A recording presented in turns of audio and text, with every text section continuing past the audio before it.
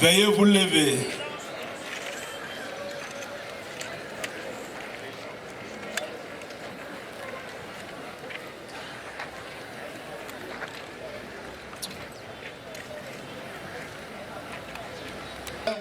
Acclamez le Seigneur.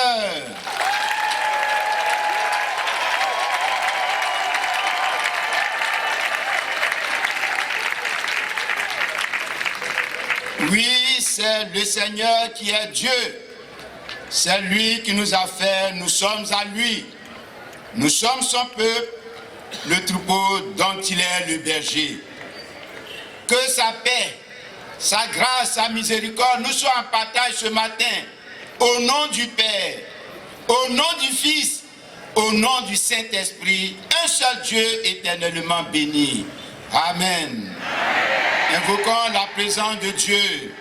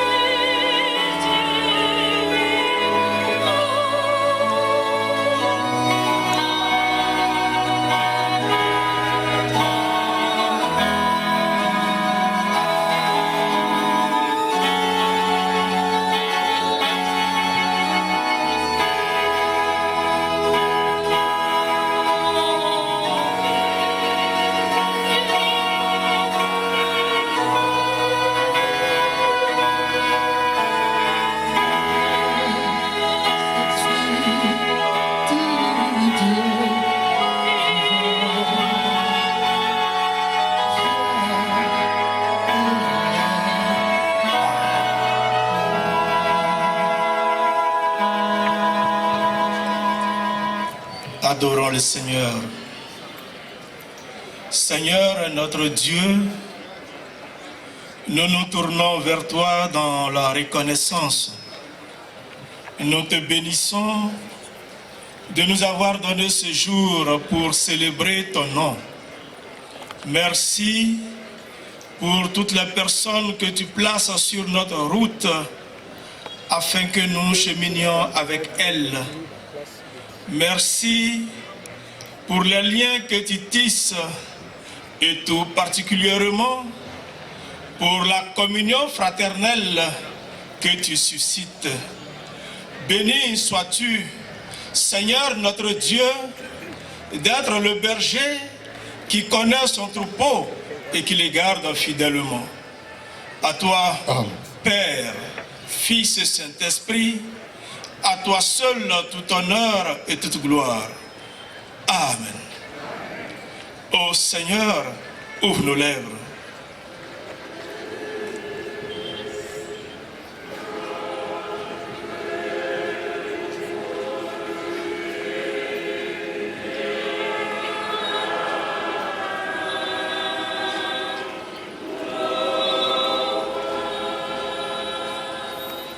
Ô Dieu, à toi de nous sauver.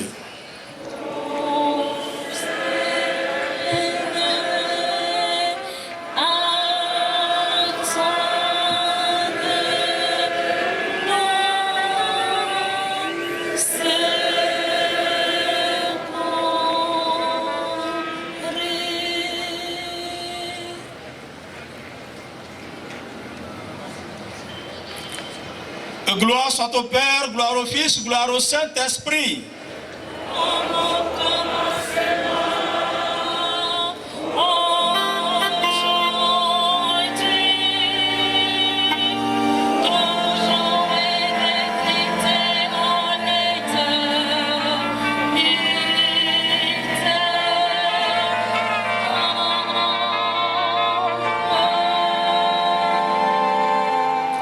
Nous chantons le cantique Gloire à Dieu, numéro 22.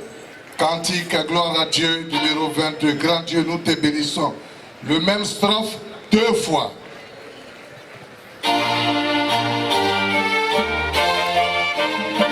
De ta miséricorde et de ta bonté, car elles sont éternelles. Amen. Nous nous tenons debout et nous exécutons le Théodème Lagamus.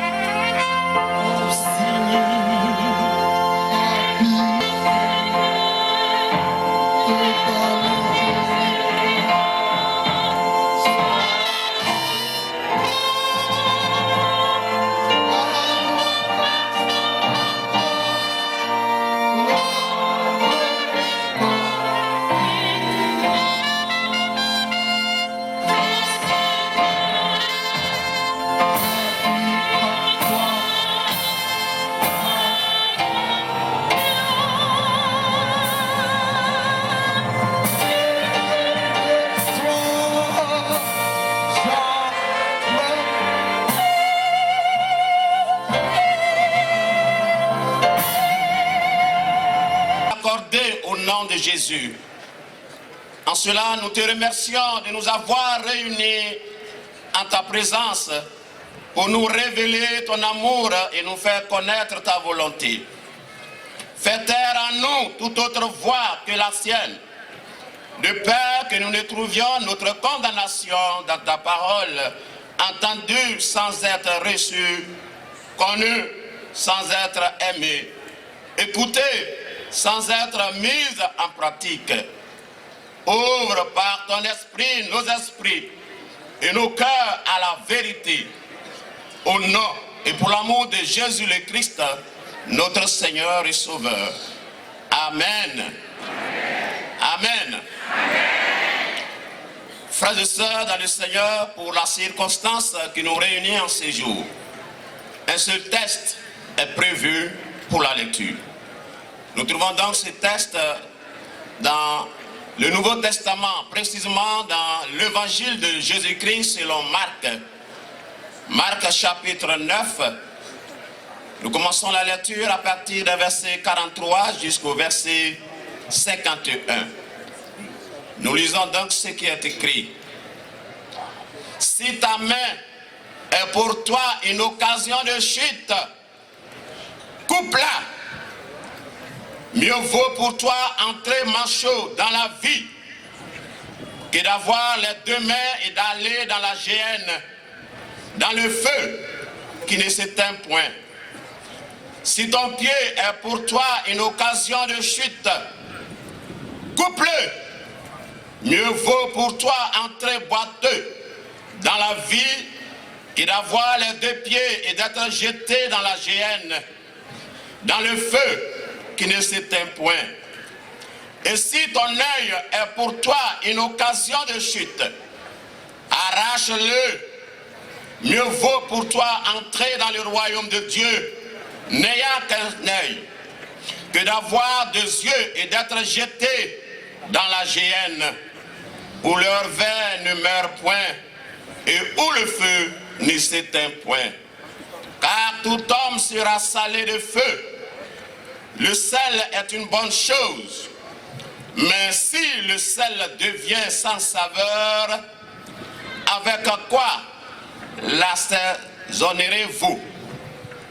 Ayez du sel en vous-même et soyez en paix les uns avec les autres. Parole du Seigneur. Amen.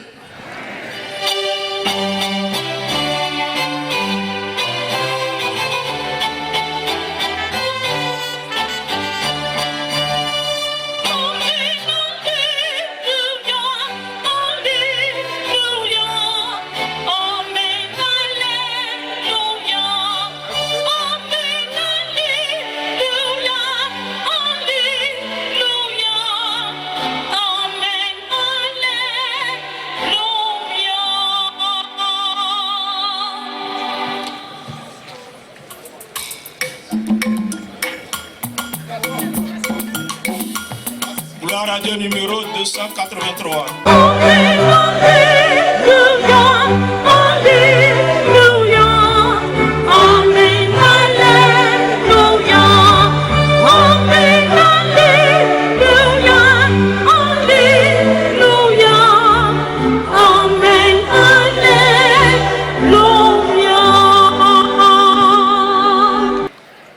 Oh, la dernière phrase de la péricope que nous avons lue.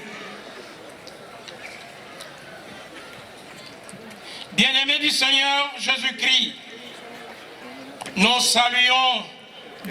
vous saluons dans le précieux nom du Sauveur. Amen. Le texte de Marc, chapitre 9, 43 à 50, soumis à notre méditation du jour, à l'occasion de la journée nationale de la paix que nous célébrons par anticipation et du 110e anniversaire de l'Église protestante méthodiste de Côte d'Ivoire. Ce texte, dis-je, s'inscrit dans un dans une péricope qui commence au verset 38 et qui se termine bien sûr au verset 50.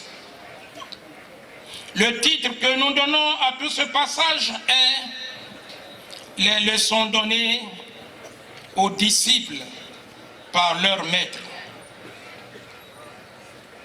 ou simplement « Les leçons du maître aux disciples ».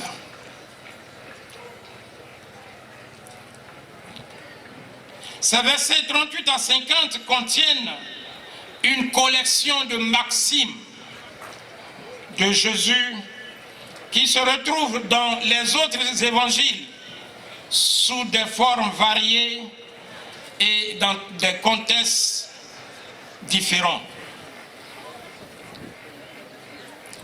Ce passage donc du verset 38 à 50 peut être divisé en deux groupes.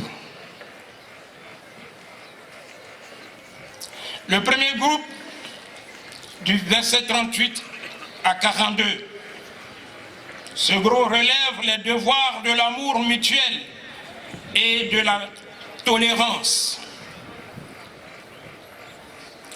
Le deuxième groupe, du verset 43 à 50, parle de la discipline personnelle. Le premier groupe se rapporte au comportement du disciple envers son prochain. Le deuxième envers lui-même.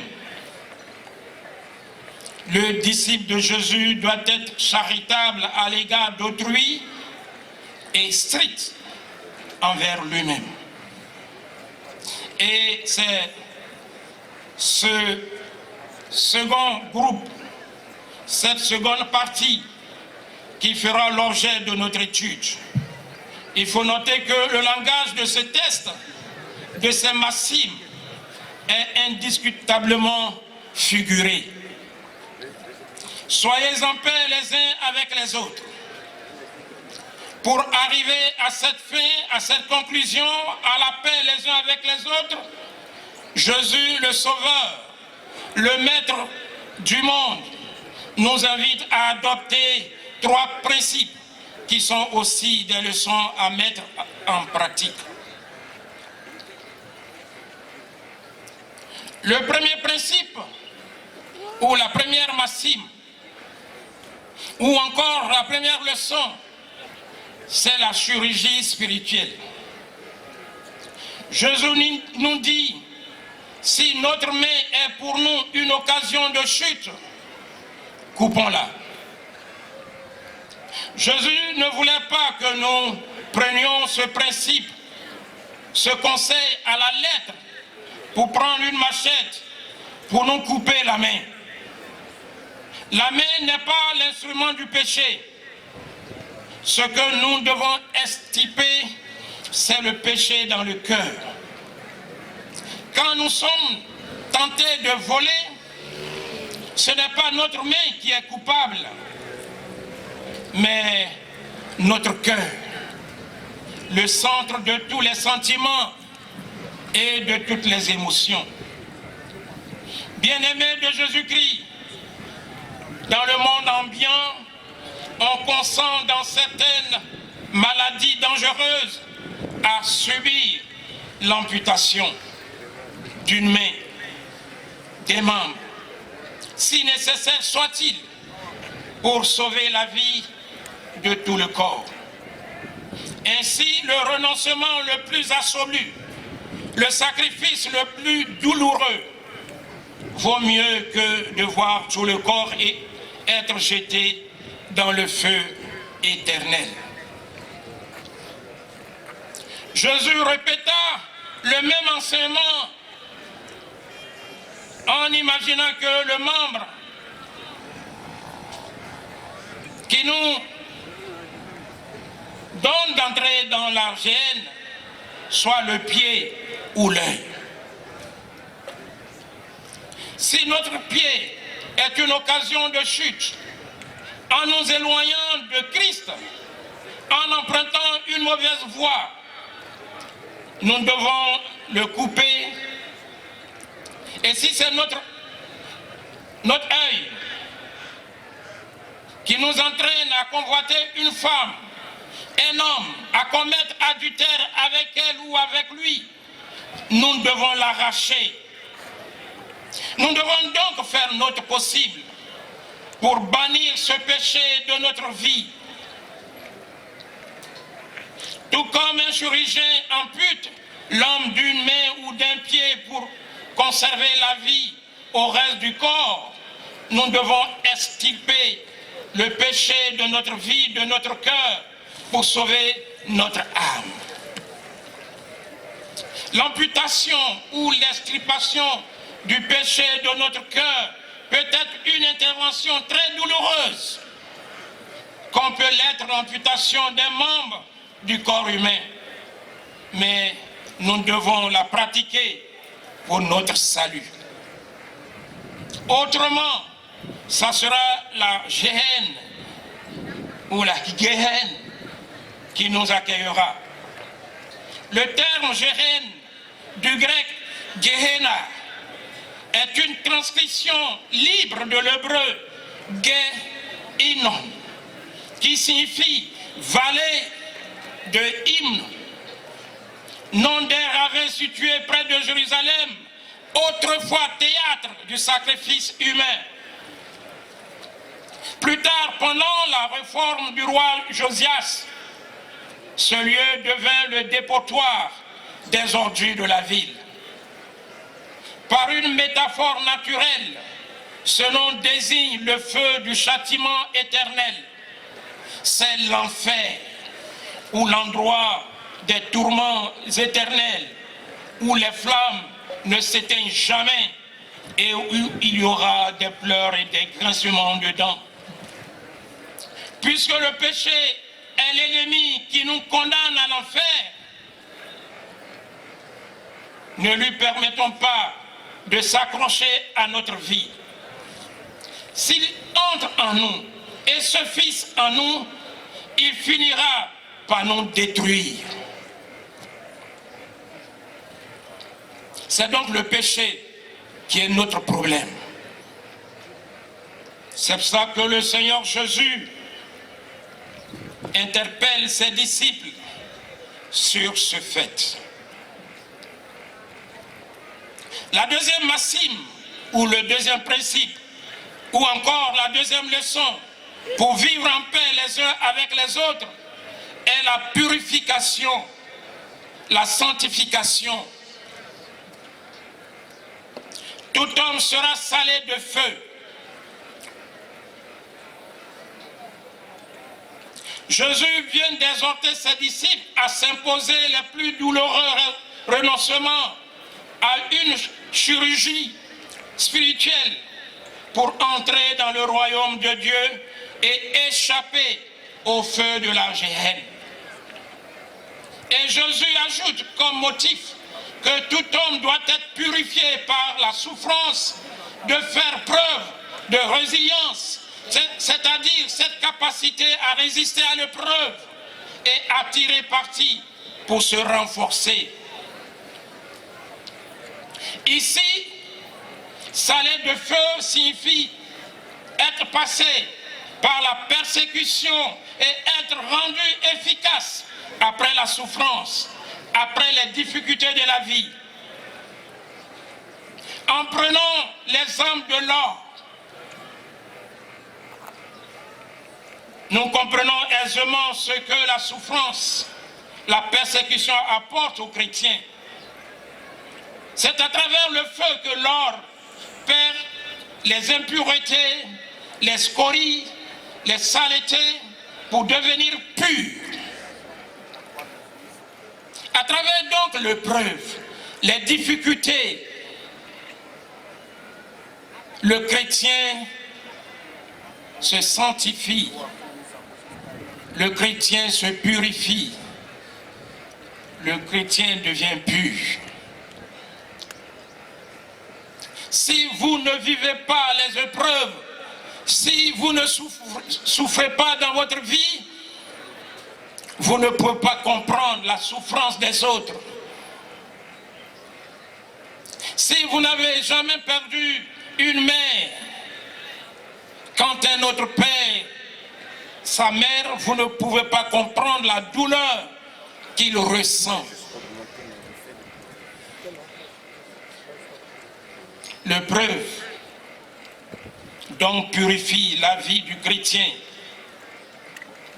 La foi, pour qu'elle soit opérante et agissante, doit être éprouvée. Le troisième principe pour la troisième leçon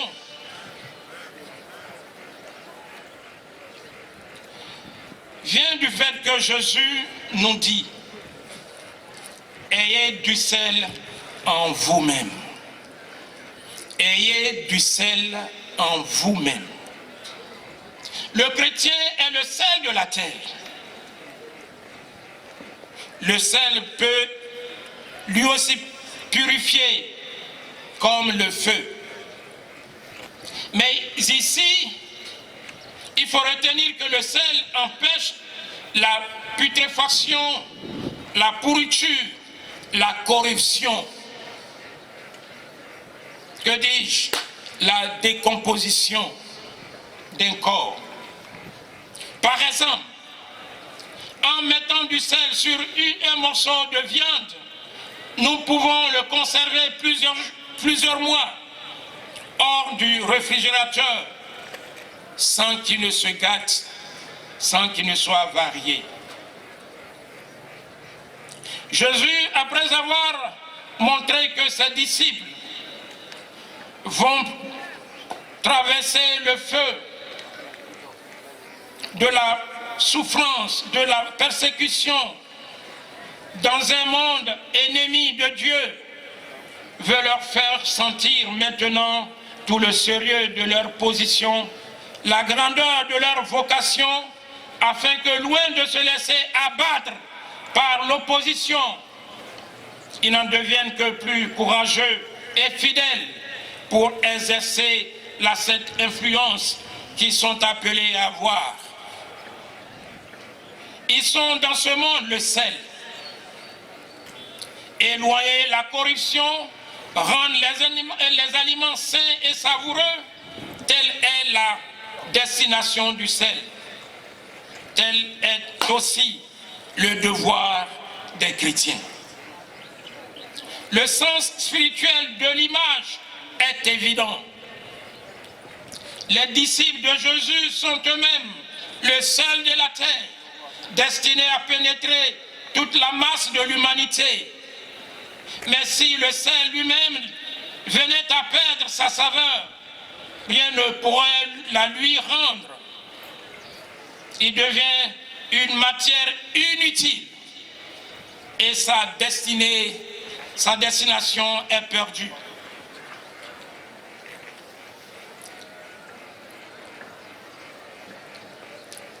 Soyez en paix les uns avec les autres. Le mot hébreu, shalom, comme son correspondant français, paix, peut signifier l'absence de guerre ou la bonne entente entre les gens et les nations. La paix évoque l'intégrité, la plénitude, le caractère complet ou intact de quelque chose. Il représente le bonheur, la prospérité, la santé. Dans ce sens, shalom constitue en hébreu la salutation la plus courante. Sur le mode interrogatif, on demande à quelqu'un s'il va bien ou comment il va. Et au mode optatif, on lui souhaite que tout aille bien. Cette salutation est sans aucun doute, à l'arrière-plan de la salutation chrétienne. Grâce et paix cette salutation qui introduit les épîtres du Nouveau Testament.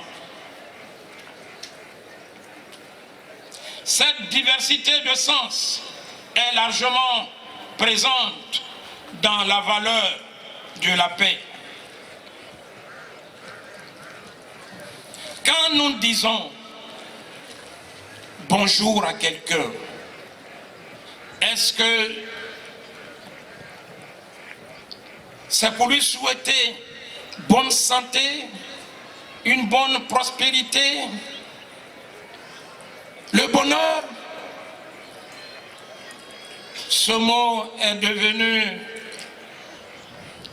le quotidien, mais est-ce que nous le disons avec sincérité? Aujourd'hui, tout le monde parle hébreu d'une manière ou d'une autre. Shalom, shalom, shalom.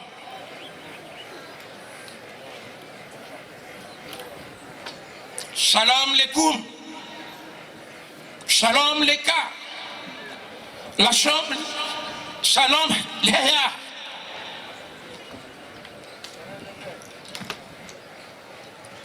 Pour dire shalom, Jésus nous dit, il faut que nous fassions d'abord cette chirurgie spirituelle. Ensuite que nous traversons le feu par lequel nous devons être purifiés. Ensuite, avoir le sel en nous-mêmes. Alors nous pouvons dire shalom. Nous pouvons souhaiter la santé, une bonne journée à l'autre. Nous ne voulons pas rentrer dans la définition de la paix. Mais la paix est devenue une vie. L'autre a dit que la paix n'est pas un mot, mais un comportement. Mais la paix, c'est la vie. Quand vous transmettez la vie à quelqu'un, quand vous dites bonjour à quelqu'un, c'est pour lui transmettre la vie. Vous lui souhaitez la vie.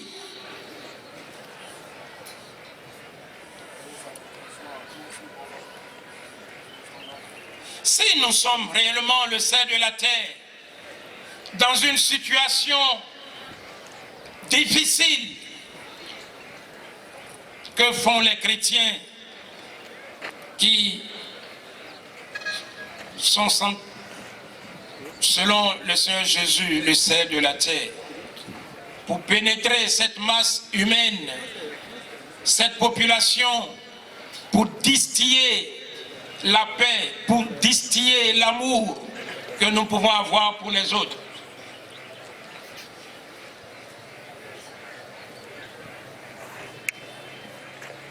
La Côte d'Ivoire a prévu une journée au moins pour que nous réfléchissions sur la paix. Qu'est-ce que nous apportons au monde pour qu'il y ait la paix? Qu'est-ce que nous apportons aux Ivoiriens et aux Ivoiriennes, à tous ceux qui vivent sur cette terre qu'on appelle la Côte d'Ivoire, comme paix? En tant qu'Église protestante méthodiste de Côte d'Ivoire, nous avons 110 ans au moins.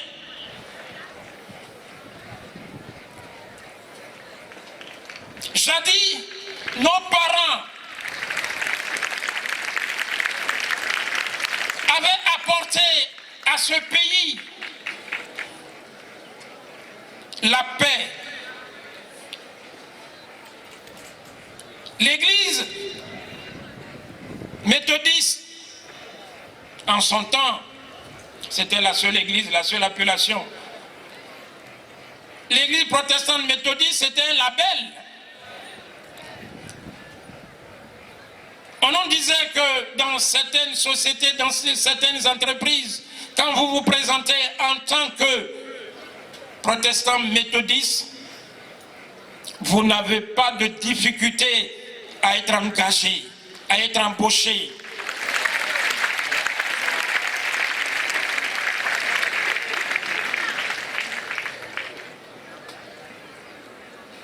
On sentait l'intégrité, on sentait l'honnêteté, on sentait en ces personnes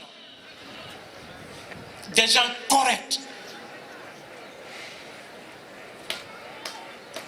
Est-ce que nous avons encore ces qualités en tant qu'Église protestante méthodiste de Côte d'Ivoire?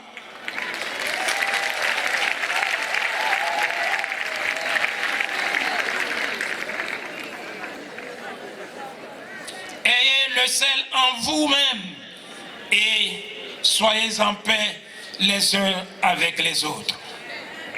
Que Dieu nous bénisse et que Dieu nous aide à être réellement des artisans de paix pour distiller la paix. À lui toute la gloire. Amen.